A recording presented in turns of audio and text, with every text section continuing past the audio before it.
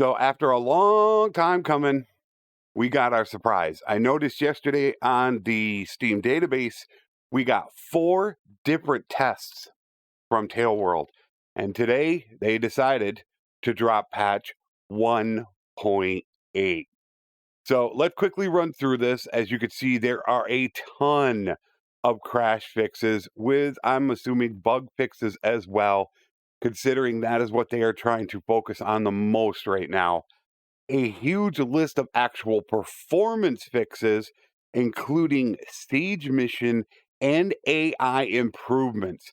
So a test is going to be extremely helpful to determine how well sieges are now performing, since sieges require more performance than battle maps.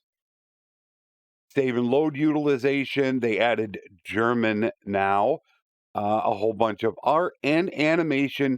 The campaign map is improved performance, camera behaviors, bugs in relation to teleporting, improved army leader and army leader visualization location algorithm.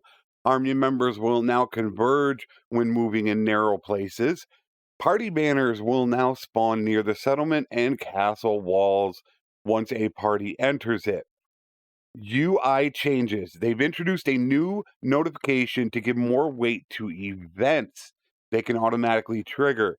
So you have your generic ones such as newborns, marriage, kingdoms. You have your main storyline, which is also in there. Settlement values within the encyclopedia are now restricted to settlements that you are near, that are within your kingdom, or that are you have clan members inside. They've introduced the hero death in combat. Yes, people, your character can now die in combat. It is going to be different, as that you can set it to different settings just like you can with regular death. You could disable all death, you can disable battle death player only, or enable all deaths. So enable birth and death will now only be visible during character creation if birth and death option module is selected in the launcher. If the module doesn't exist, the default value is enabled. Order of battle configuration are now saved separately for sieges and battles, which is great because you like to use different ones for campaign maps. I want more cav and horse archers and infantry, but when it comes to sieges, I want more archers and infantry. So your battle configurations have now been changed. Great move. Organize the gameplay options tab content in the options screen. Gameplay options are now shown under controls, visual, camera, user interface, and campaign categories. While cheat mode is enabled, opening the default dismiss mode party screen will now show all troops defined in the game tab. They added show on map button next to names in the clan screen, the board games, changed local and label to tier icons on the party screen for non-heroes, removed unbuilt siege engines from deployment points, which is great. They're not sitting around. Inventory trade rooms are now sorted by their sell value, not by when you visited them last, if you are using that in the trading menu. Weapon tooltips in your inventory now show can't reload on horseback properly for the weapon. That was gone on, I believe, 1.7 and is now back. You can see the tavern keeper with alt. Conversation menu, add a donate troop button to the army overlay. Transfer all command in the party screen now prioritizes heroes before troops. Improved influence cost visuals in army management pop-up. Added quest icons to character portals. Changed proposed text to enact in the kingdom screen when there is only one person in there. Added missing collapse visuals. Encyclopedia research results are now sorted by their relevance. Added explanation for why the player cannot disband their army from the army management screen. That happens a lot when you want to go ahead and create your own kingdom. a crafting icon to represent any empty pieces, updated canvas textures, general layout, improved tooltip for pillaging decisions, and removed unnecessary loading screen from execution scenes. And then, as you can see, there are a ton of fixes, which we expected as well. Battle orders, self-inflicting damages. Battle orders pop up even if the player doesn't control any troops now. So that is great. It looks like you do not need 20 troops to get the battle orders anymore. Combat. Armor effectiveness. Reduce the armor coefficient from 50 to 100. In translation, one armor now provides 2 health points against blunt attacks.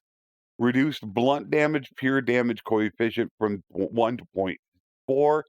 Increased additional armor effectiveness against blunt damage from 0 to 0.25. These changes increase the effectiveness of mid to late game armor against blunt damage to make it feel more meaningful.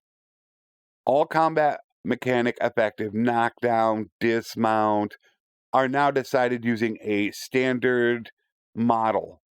All weapons that can apply these mechanics affect the relevant flag. To apply these effects, an attacker should now deal enough damage to exceed the threshold. Athletic skill now increases resistance percentage against knockdown, riding against dismount. Certain attacks might reduce these by penetration amount. All perks which provide chance for knockdown are replaced with those increasing penetration for the same effect. So they've changed the name. Added light crossbow, simple, light, and fine. They can now be set on the move and are now visible on mounts without the perk. Which that's what they normally were. It was the light crossbow, and the fine crossbow can be used, but it says set on the move. You didn't used to be able to move with those. So that will be interesting to test out. Decrease the damage of blunt weapons by approximately 10%. Spike clubs now do piercing instead of blunt. Throwing axes now deal bonus damage to shields when thrown in melee. Battles and sieges. Adjusted disorganized state penalties and events which trigger that state. After a fight when leaving an army, parties will be disorganized for 6 hours. They'll move 40% slower and have 20% less battle morale. So it is very important to deal with those. Battle. Implemented an improved system for spawning reinforcements in battle. This has been a very bad point. Reinforcements will now always spawn near the deployment boundaries of the battle. The initial wave troops always spawn on the original path with respect to the position of the battle. There are 2 new spawn paths that reinforcements can spawn on. This is to keep people from camping those spawns. Reinforcements will pick the safest spawn point of the 3, with the safest path being the one furthest away from the enemy. So once again, you cannot camp their spawn points. Change the AI so it uses formation's total power, including unspawned troops, to decide battle tactics. Fix the bug that prevented troop transfer between formations. Caused the column arrangements to break. And caused caravan objects to be seen as unusable. Siege. Fix the bug that caused the AI to deploy an unnecessary number of men to defend a gate, despite there being breaches elsewhere. Cause troops to defend early points in a siege, most commonly experienced in scenes when ladders and towers have different wall segments. Defenders wait in a location before going to fight attackers on the walls. That caused troops to try to raise and climb non-existent ladders. Prevented defending troops from opening the gates after being given the charge. All these are major issues I have seen with sieges. Every single one of these. Taking over command of formations. No longer wield their weapons when going for ammo. Caused lords not to donate troops. Prevented sieges from ending due to defending side awaiting reinforcements. Prevent the use of the party engineer skills while setting up sieges. Great things. It'll be amazing to test them. Character development system. You can now reset your character and companions' perks through the Arena Master for suitable price. So you can reset all your perks if you pay. They had talked about it, they have implemented it. Overhauled the equipment selection system for both heroes so that it takes many parameters into account, such as culture, trait, hero, etc. Improve the way that NPC child and traits are calculated. The child now receives skills and traits periodically instead of all at once when reaching adulthood. They balance scout, combat perks, athletics, and riding so that there is a better curve. The riding skill experience gained from ranged attack provides more experience with higher difficulty shots, which that already does. Overhauled the leadership skill experience gain method instead of passive. It is now tied directly to experience gained by commanding troops. Overhauled roguery as well instead of passive. It is now tied directly to gained by commanding bandit troops. Diversified and balanced the actions which provide engineering skill. Deploying siege engines now provide engineering skill experience. They fixed various bugs with perks. Forest Kin no longer cuts the Botanian Forest bonus. From what that means is now it should truly stack the two. I just am putting out a video tomorrow explaining the Forest Kin and Botanian perk, and now that should stack perfectly. Forager's perk no longer reduces Steward EXP. So it might be with the food. Self-made man fixed a bug. Barter penalty now works with selling too. Partners in crime prevented the secondary bandit parties from joining the player when they surrender. Fixed a quick draw, full speed, way of the saddle, trade skill experience not to be given correctly when selling items for profit, and fixed a bug that caused the horses to stack during character creation when reverting. Yeah, that kind of made your person disappear. Clan and party. Improve the clan management via the party screen. You can now exchange the leader of a clan party. You can assign a new leader of the clan party if the party leader has died. You can recall the clan leader to your party if you're staying in a settlement. You could send a clan member to stay at one of your towns. AI clans will assign a party leader if a party leader has died and no one is available. So now you can just send somebody to instantly fill that role. They won't slowly go back to town. Heroes will be teleported with some delay according to their distance. Introduced marriage offers, which will be received via circle map notification for single players. Hero party leaders now have preferred troop style when upgrading. Rebalance companion skill traits and some of their backstories. Campaign party AI to prevent zigzagging in the same spot. Improve the campaign AI decisions. Logic fixed a bug that prevented them from buying enough food. Thank you. They always ran out of food. A player to be non-responsive to player input. Duplicated the main hero's equipment on succession. And fixed a bug that caused troop upgrade values to show incorrect and negative results at the end of battles. Armies. Improve the campaign map AI. They adjusted the decision score calculation of patrol, defend, and besiege for success rates. AI armies can now target and besiege the same settlement simultaneously to aid each other. So now they will help join in if there are two armies around, making it that much more harder to actually defend. Noble parties now buy and carry more food to provide for their armies. They won't run out of food as much. Increase the minimum party size requirements for parties to join armies from 40% to 60%. Meaning now, if you want to call somebody to your army, they must have at least 60% of their army ready to go. So if somebody can carry 100 troops, before they only needed 40 to join your army, they now need 60. So 60%. Increase the cohesion boosting behaviors of armies. They now boost their cohesion when on important tasks like defending or besieging. That was a problem also with them not finishing a siege. Armies with less than 30 cohesion disband themselves if they decide not to boost their cohesion or they don't have enough. Armies disband themselves if all active wars of their faction are over. So they're going to instantly get rid of all their armies when war is done. The creation chance of an army decreases with each active army to a maximum now of 5. So there can only be 5 armies, but every one that's increased, less of them will be out there. So you're not going to get so many armies it should be. It'll quiet down a little bit and make the game a little bit harder. Armies now assemble near a friendly settlement that is closest to the target enemy settlement. Inviting a party to an army is no longer possible if the party is besieging or raiding. A bug that caused armies to wait outside settlements instead of sitting in a siege. Fixed a bug that allowed the player to ask a clan's caravan to join their army.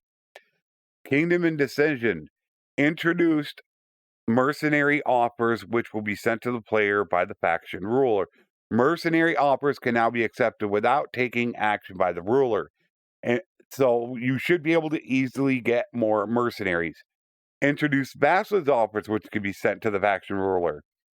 These notifications act as these are for if you want to join.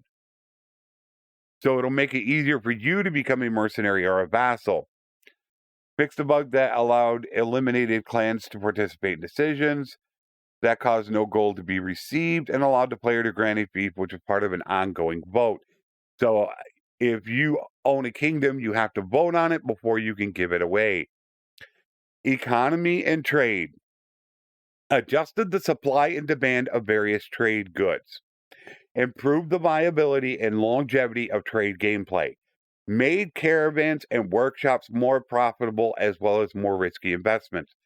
This is something that I have been working on with Sad Shogun for 6 months. I will go over this in a separate video as I get my testing done. But pay attention to my caravan and workshop videos coming out this weekend to see if they are now more viable.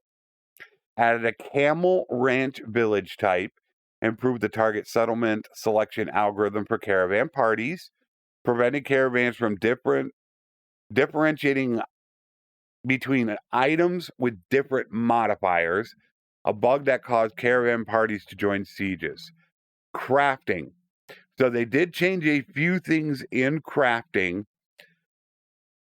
Crafting pieces are now locked to gradually tier 1, tier 2, which they did do before. Made existing crafting pieces from templates available across different types. Added 14 new heads, 5 handles, 10 two-handed maces. So they created a lot more parts for crafting. Settlement action. Town, village, and hideout. Lowered the upgrade chance of recruits. You can hire a tavern mercenary through the menu option. The ransom your prisoner menu option no longer ransom prisoners that are locked. Notables now give fixed number wise. They were previously dependent on prosperity and hearth. The player's clan now needs to be at least tier 3 to request a meeting in castles and towns. Board game, 10% of prisoners in all settlements will be sold daily to prevent dungeons from exceeding the prisoner limit. Great. Fix the bug that caused the garrison to starve. Player to enter an enemy settlement without a disguise. Continuous projects to show increased bonus values. Incorrect banner. Player from attacking a hideout. Prison break to spawn in unreachable points. And a tournament to be created after another one had just finished. Quests. So they updated a bunch of quests. And I'm not going to run through all of the quests. As you can see, there are a ton of them. So they updated them, moved some of them, and fixed bugs. So it'll be interesting to test a lot of these out. Conversations they added, changed some troop types, items, and item names. Added new encyclopedia entries for siblings. personality traits, added trainers on the training field can no longer be damaged. And then we have a bunch of multiplayer options, which I am not multiplayer. For both, they fixed a couple of crashes, audio, different UI changes, which we've run through before. More performance increased, fixed some spikes, combat, obstacles, combat logs, skirmishers, and then, of course, there is modding tools. Now, they were talking about more extensive tools to make it easier to mod. I am not a modder myself, so I'm not exactly sure what they mean, but let's just hope that all that is going to be absolutely amazing for new people going forward. So, my initial assessment of 1.8 is amazing. The things that we could possibly be able to do now is going to be really cool, especially with death on, the fixes to sieges, caravans and workshops. It's going to be exciting. So I'll be running a 2-day test on YouTube. I will be streaming it as soon as I get done finishing this video, in which I'm going to test all aspects of the games. I hope to see you guys there. If you can't, I put out a simple 3 to 5 minute video explaining the entire live stream test. And then I hope to have my caravan and workshop videos done this weekend. So I hope to see you guys really soon. I'm excited to test this. As always, my friends, take care, and thanks for watching.